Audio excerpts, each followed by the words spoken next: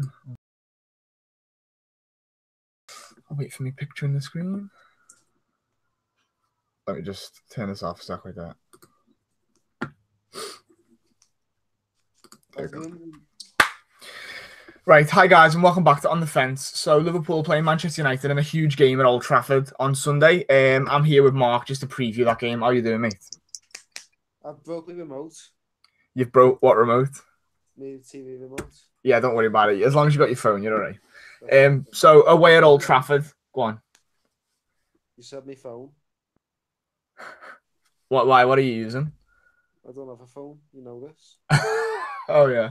That's a common thread. Okay, so anyway, Liverpool are traveling to Old Trafford on Sunday. 2:05 kickoff. What a weird time. But like I said, Mark here to preview the game. What are your overriding thoughts on this game? Like, what are your emotions coming into this game? If we win this game, we win the league, so I'm pretty excited. It's a bold fucking statement, that, right off the bat. No good. It's good that you've got that enthusiasm because lately, especially in the league, you know, the spirits have been a bit dampened, of course, you know, because we drew with Leicester and we drew with who we did the team, West Ham as well. And since then, you know, everyone's kind of got a bit downbeat. Everyone's expecting us to fall off a cliff again, like we have in the past. But you know, I personally am trying to remain optimistic as well, especially with a good result in the Champions League too. So it's good that you've got that optimism. I didn't say I was optimistic. I said if we win that game, we win the league. Yeah, but I said we were going to win it. That's providing that we go and win all the rest of the games as well and stuff. But yeah, so it's second versus fourth, or well, in whatever order, fourth, Man United, and then Liverpool second. Coming into this game, United, well, not coming into this, but United have won 7 of the last home games against Liverpool, which is quite worrying. Although the 2 times we've gone to Old Trafford and won in the league, with the last 2 times we really challenged for the league. You got the 4-1 in 2008 and 9 season in March, and then it was the other 3-0 in March as well, which was 13-14. So, you know, maybe it's a good omen if we can go third time lucky, if we can beat them at their ground. And then, you know, maybe this will be the time that we go and do it. I'm more excited about this. I'm less nervous about this game based on the fact that they've got Ole Gunnar Solskjaer as the manager rather than Mourinho. I wouldn't have liked to gone into this game with Mourinho in charge of them. Right. No, see, but it kind of works both ways because in the reverse fixture we did batter them. You know what I mean? We beat them 3-1. It could have been more. With different pressures now, we're closer to the end of the season. He would have set up the exact same way, and he probably would have frustrated us to some extent. Yeah, I could see like a Chelsea 13-14 kind of result. Even if he would have finished 10th, he would have just loved to stop us winning the league. Yeah. No, you're right there, mate. So hopefully that more, you know, the more creativity and fluidity to United's game might help us a little bit. You know, it's a big open pitch, and you know we're gonna have players like Naby Keita, you know, Gini Wijnaldum, hopefully in the midfield. You know, we're gonna have our front 3 who are, although not firing like they were last year, they're still so dangerous, and you can't give them a minute. You know, Mo Salah especially, he's just, you know, he hasn't had the season of last season, has he? But he's still scoring goals, you know what I mean? He's still consistent. Well, didn't we have this conversation at the end of last year? I said Mo Salah's form last year wasn't the real Mo Salah. That was Mo Salah with amazing confidence and have an amazing season. If he reached a consistent level similar to how he's reached this year, that's fine. Yeah. That is absolutely fantastic. I think it surprised some people as well, because when you say things in your head, a lot of the time you believe them, you know, and a lot of opposition fans were all talking about how, Salah won't even get top 10 goals, really. And I know one of our mates, an Everton fan, was saying the same thing. He said that he didn't see Salah getting 15 goals this season. What? It was Jay. It was Jay. He's not my mate.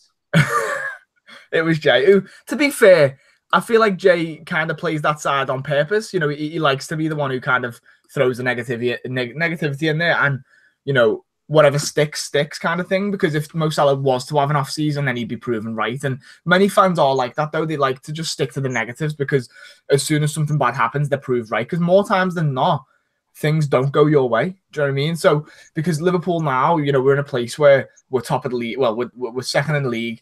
If we win this game, we go top on same games. And it's not always been that way, you know, in the past 20 odd years anyway. So, you know, you've kind of got to look at where we're at based on where we were. And I think I was talking to Joe before on a chat saying that you couldn't be a Liverpool spot right now if you were like a glory hunter, could you?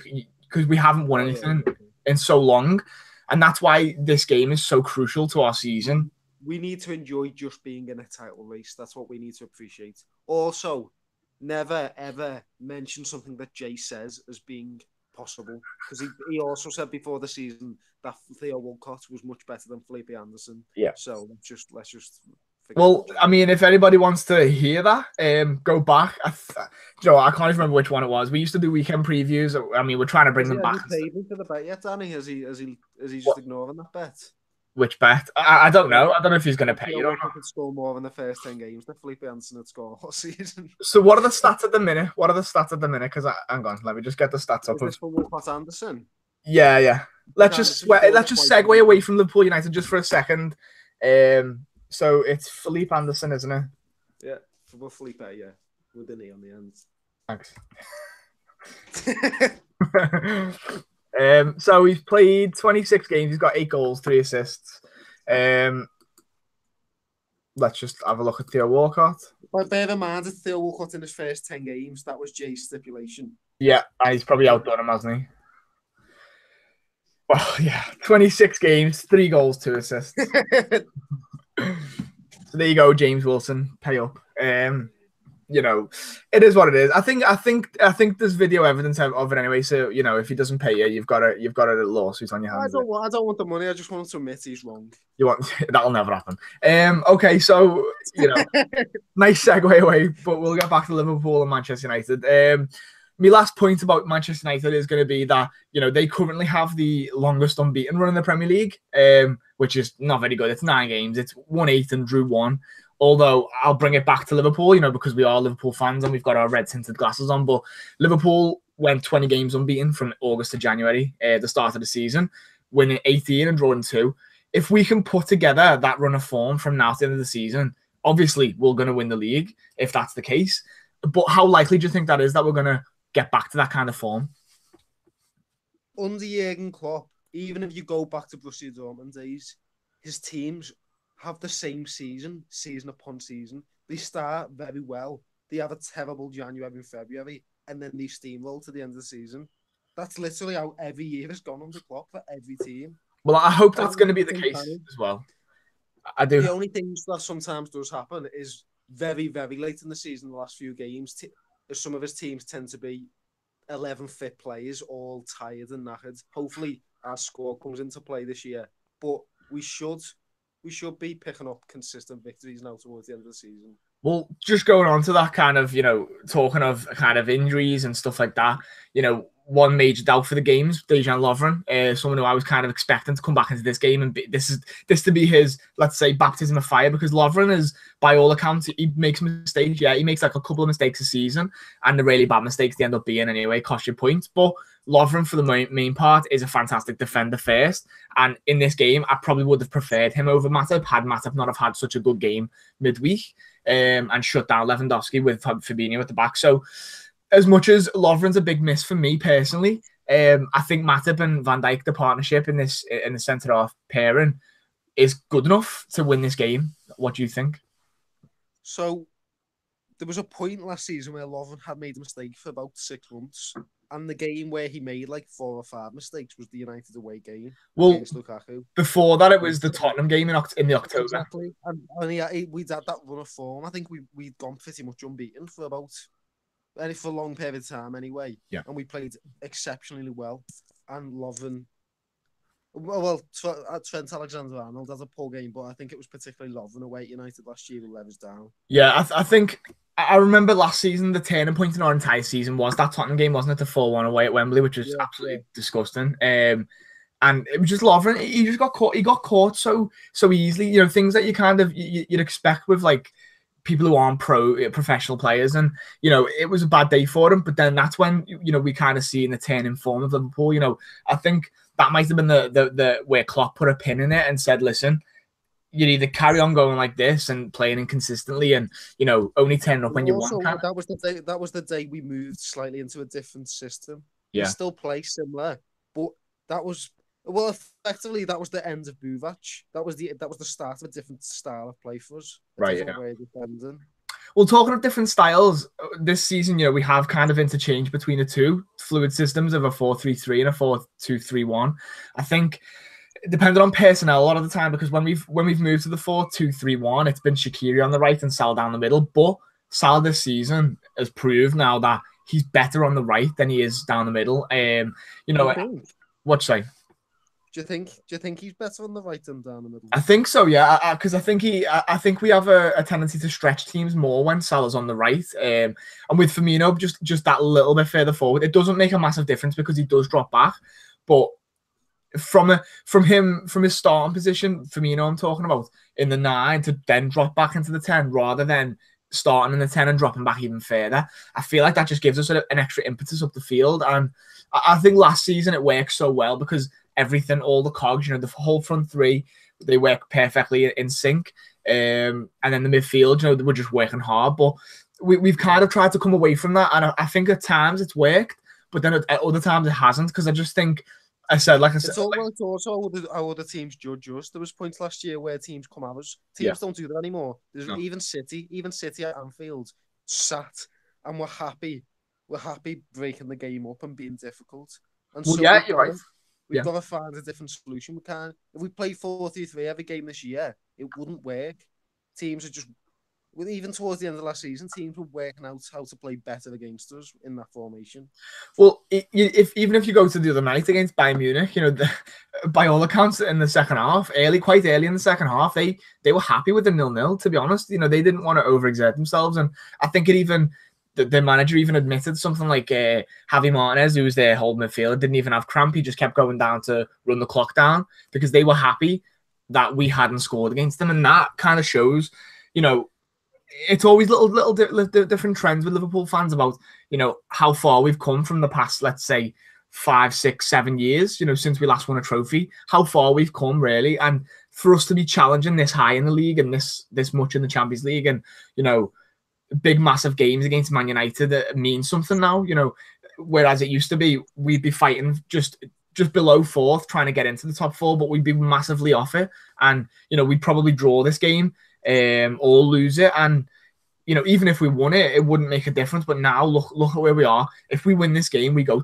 back top of the league, and it puts the pressure on Manchester City, who don't even play a Premier League game this weekend. So this just proves where we've come, and to me it means all the world for us to just be back in this kind of fight again.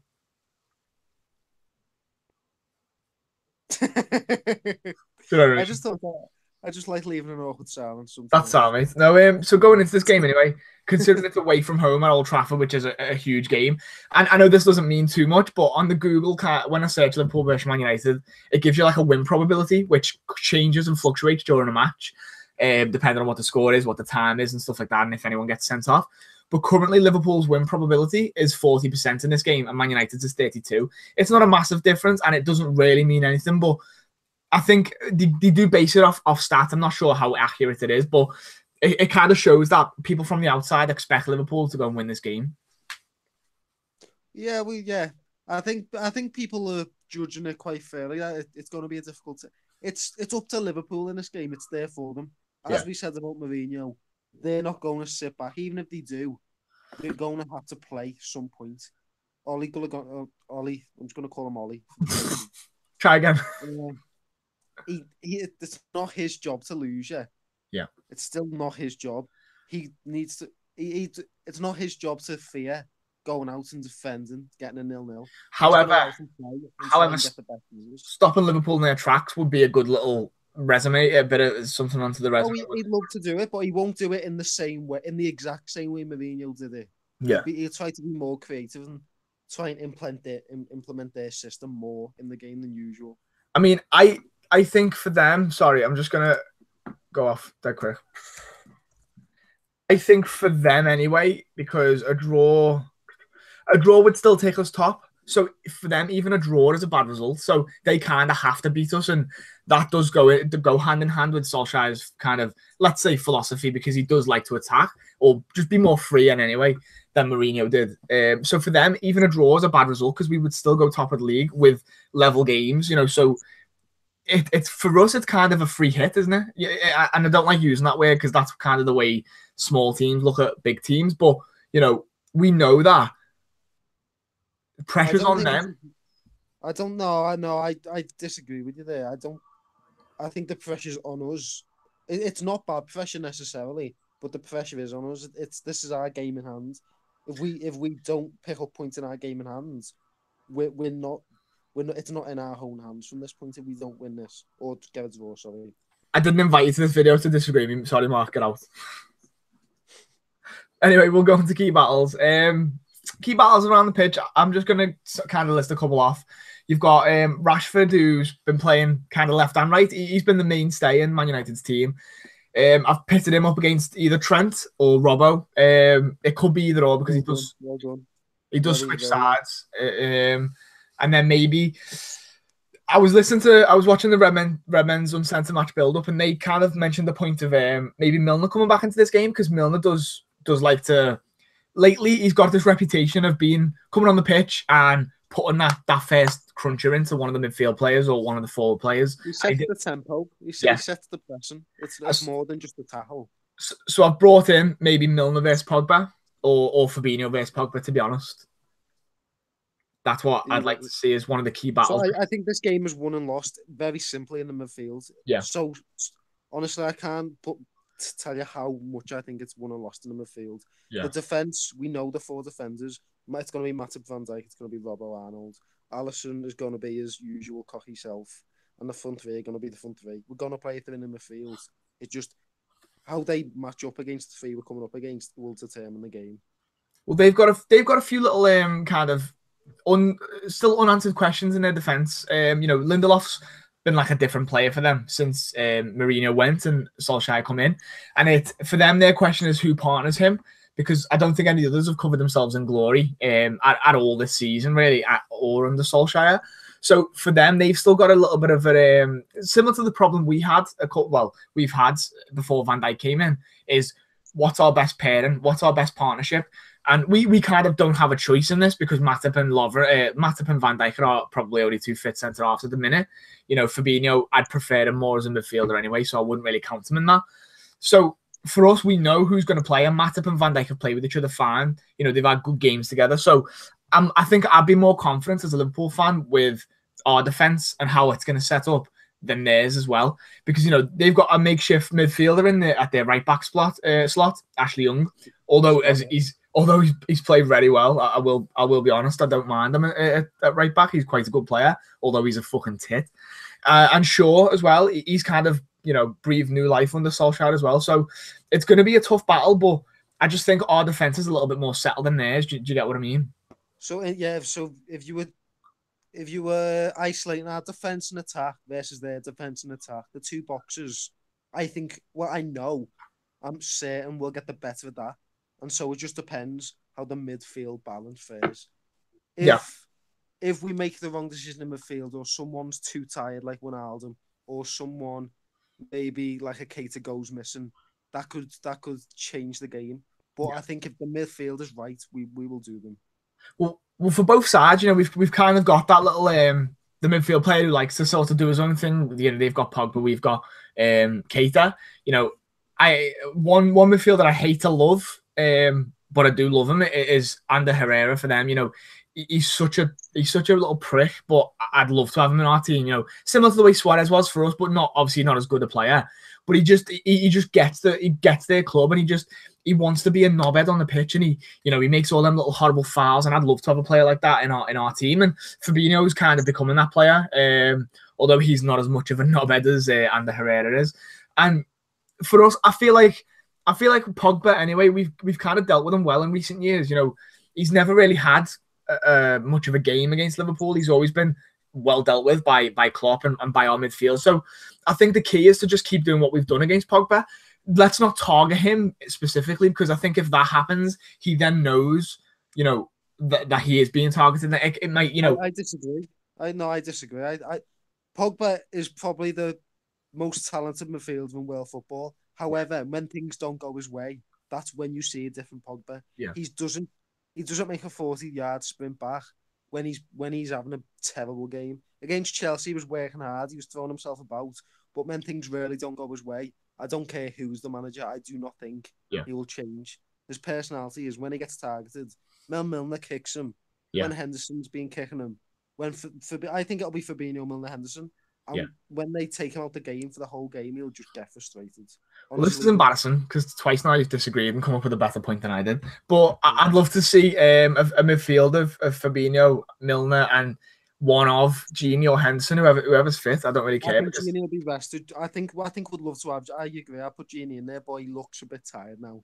And maybe bring Keita on last 20. Just if it's if we're in front or either or, really just bring him on to just spark a little bit of magic. Yeah, I think we'll both be happy if Keita started. To be fair, but I think put it like this. I think there's not much difference if Henderson, Milner, Fabinho, I think is working this game. Then you have Keita to come off the bench. Yeah. If you start Keita, you don't have him to come off the bench. But here's the thing: this is why having a squad is perfect. This is what these top teams. Well, this is what the top teams should have at their disposal: options. And it's so weird for Liverpool fans this season having to get used to the fact that we've got, arguably 2-3 good midfielders who aren't even getting a look in. Adam Lallana has been injured for a while. He's coming back slowly. Oxlade-Chamberlain's just starting to come back as well again off injury. So, there's two. And then it's going to be one of the ones that start, Fabinho, Henderson, Milner, or Gini, and Keita. So there's going to be two more that won't play in the midfield. So, we've got so many options now, and that's a great thing for us because we've never had that, especially in the midfield. Yeah, no, you're right. I think usually, again, with Klopp teams at Dortmund, it took them a while, but eventually built up such a large squad of midfielders. If you look at his Dortmund sides, they had a lot of options. Towards the end of last season, through bad luck, we found ourselves, I think, for the last maybe 8-9 games, having to play Milner, Henderson, and Wijnaldum, and we had no other options. Champions League final, Salah got injured, Lallana had to go on the left. We had Emre Can, who was coming back from an injury. That was it. That's all we had. Yeah. Now we've got different type in midfield. That's why we went in for when Fabinho became available. That's why we went in for him. Keep talking a sec. Where have you gone, Danny?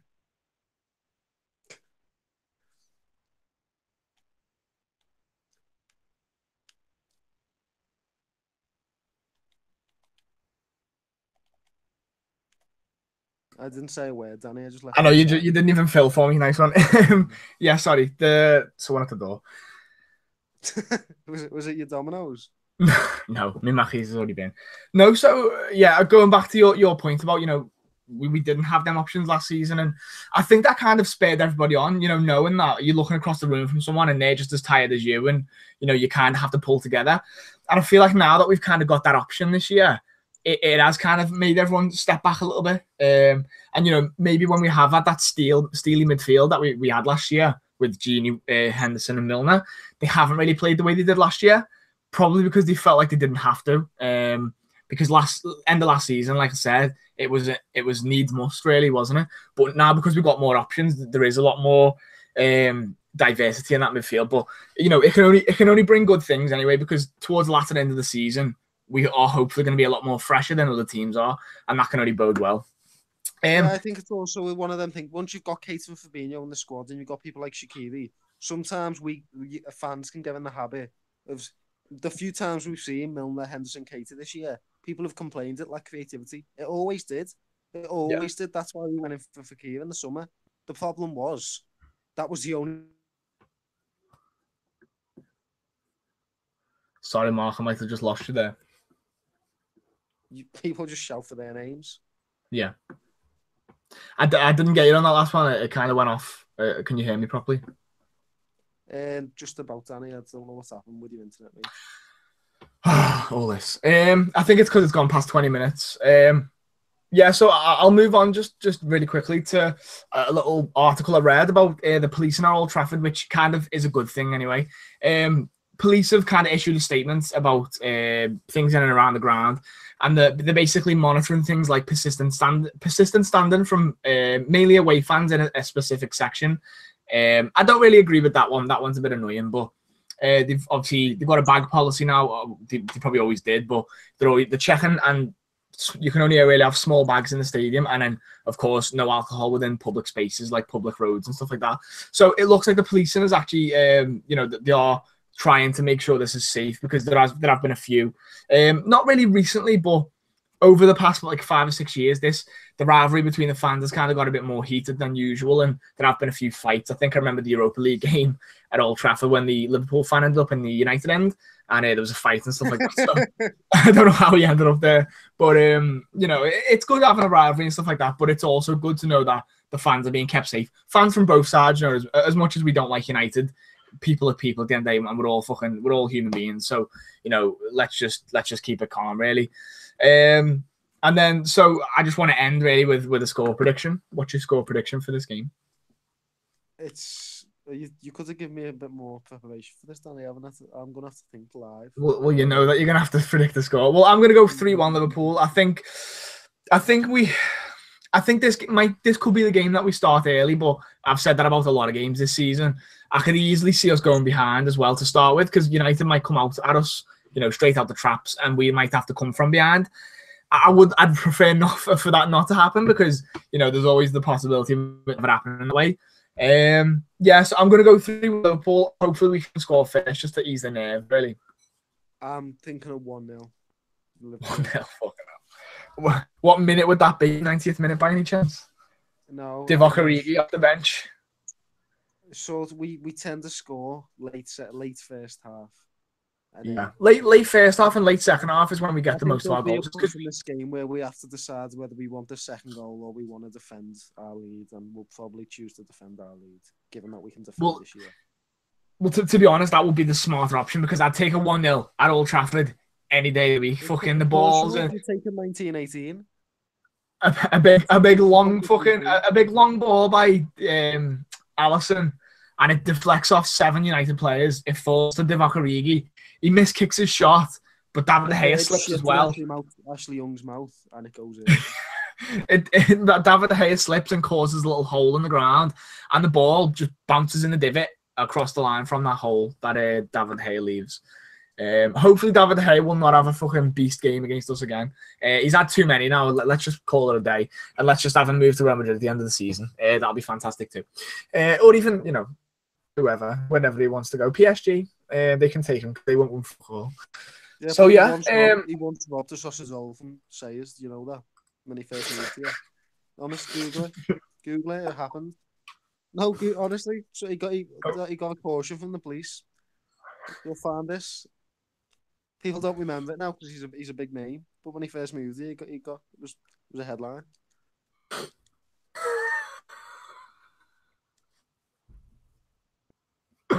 There's one here of him stealing a donut from Tesco, apparently. Okay, I might have got the pastry wrong. It was still for the eggs though. He was on 35 grand a week at the time as well. Exactly.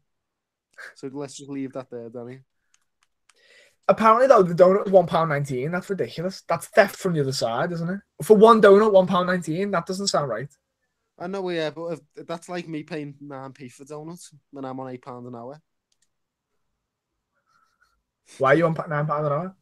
8? No, don't give me a pay rise. Don't give it away, lad. Don't give it away. Oh, that's hilarious. Yeah, you got the pastry wrong. The integrity's gone. The whole story's gone. Yeah, well, thank you guys for watching.